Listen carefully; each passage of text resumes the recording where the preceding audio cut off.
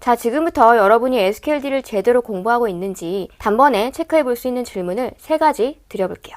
이 영상을 보고 자신 있게 대답할 수 없다면 여러분은 공부 방법을 다시 점검할 필요가 있을지도 모릅니다. 이 3가지 질문에 확신을 가지고 답할 수 있다면 당신은 확신의 합격자입니다. 자, 그럼 첫 번째 체크 포인트부터 함께 살펴볼까요?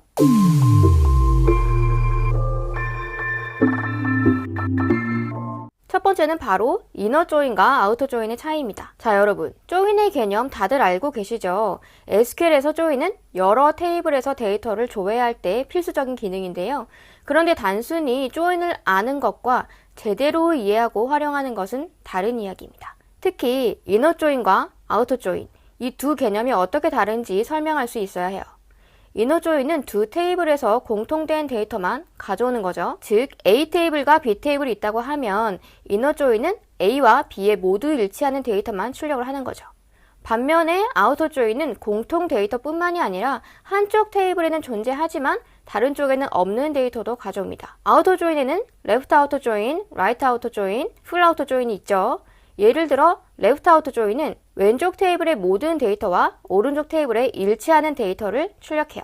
만약 오른쪽 테이블에 일치하는 데이터가 없으면 널로 채워서 보여주죠. 실제로 예시를 들어보면 고객 테이블과 주문 테이블을 생각해 볼 때 모든 고객이 주문을 한 건 아니겠죠. 이너 조인을 사용한다면 주문을 한 고객 정보들만 볼 수가 있는 거고요. 고객 테이블을 기준으로 레프트 아우터 조인을 사용하면 주문을 하지 않은 고객 정보까지 포함할 수가 있습니다. 데이터 조회 시에 원하는 조건에 따라 조인 방식을 선택하는 것이 SQL의 핵심이에요. 자, 여기서 체크 포인트예요. 여러분은 조인을 설명할 때 다른 사람에게 차이점을 명확하게 설명하고 실무에서 적절하게 사용할 수 있을 만큼 이해하고 계신가요? 다음 포인트는 계층 쿼리입니다. 계층 쿼리는 조직도나 트리 구조와 같이 하이라키 구조를 조회할 때 자주 사용되는데요. 이때 순방향과 역방향의 전개가 어떤 식으로 이루어지는지 아는 것이 중요해요. 예를 들어서 회사 조직도를 SQL로 표현한다고 할 때 회사 대표부터 시작해서 말단 사원까지 내려가는 방식, 즉 탑다운 방향으로 데이터를 조회할 수 있는데 이것을 순방향이라고 하죠.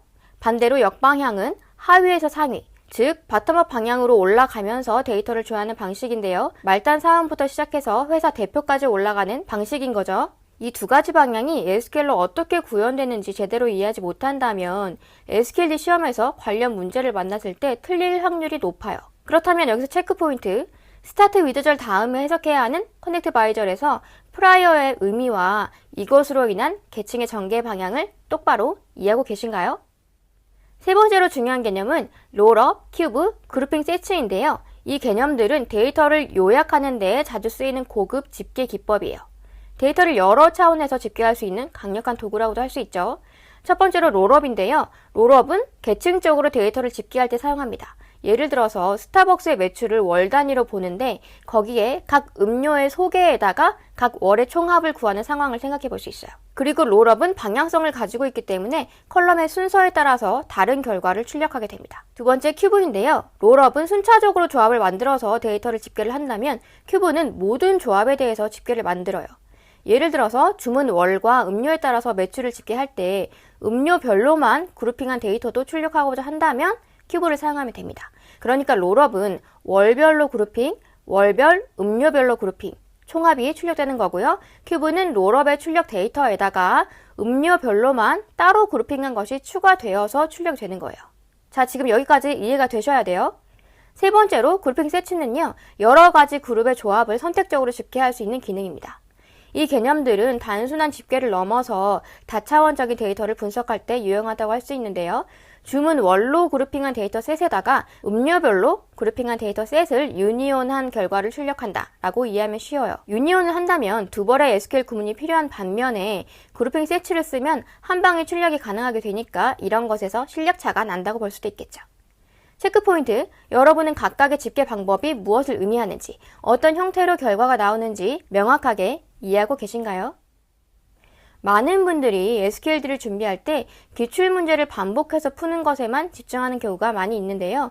문제풀이는 분명 중요한 공부 방법이긴 하지만 단순히 문제풀이만으로는 SQLD의 핵심 개념을 제대로 이해하지 못할 수가 있어요. SQLD 자격증 따봤자 소용없다 라고 얘기하는 분들은 필시 SQLD의 내용을 이해하지 못하고 대충 답만 찍어서 딴 거라고 확신합니다. SQL 자격증 공부는 단순히 시험 합격을 위한 공부가 아니라 실무에서 데이터를 다루는 데 필요한 기초 역량을 키우는 과정이에요. 그만큼 이 시험에 나오는 내용들이 공부해 놓으면 두고두고 도움이 되는 것들이 많다는 의미죠. 실제로 윈도우 함수를 제대로 못 짜가지고 개발하면서 똥 싸고 있는 주니어를 본 적이 있어서 드리는 말씀이에요. SQL 공부를 단순히 시험 합격을 위한 수단이라고만 생각하지 않았으면 좋겠어요.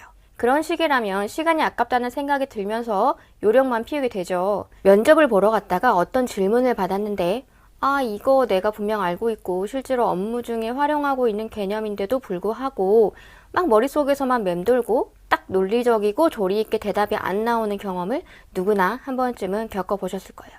그래서 결국엔 말끝을 흐리며 이렇게 대답을 하게 되죠. 제가 알기는 아는데 제대로 설명을 못하겠네요. 유유.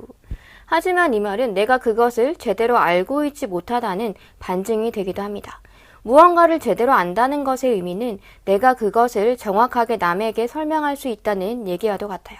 방금 소개한 3가지 체크 포인트를 통해서 스스로를 점검해 보시고요. 이 3가지 질문에 확신을 가지고 답할 수 있다면 당신은 확신의 합격자입니다. 그리고 혹시 아직도 헷갈린다면 너무 절망하지 마시고요. 아직 시간이 있으니까 오늘 소개해드린 포인트들을 다시 한번 복습해 보세요. 이 시간 동안 공부하고 있는 이 내용들이 추후 여러분을 현장에서 빛날 수 있게 해주는 강력한 무기가 될지도 모르니까요. 항상 여러분의 미래를 응원하고요. 모두들 화이팅 하시길 바랄게요.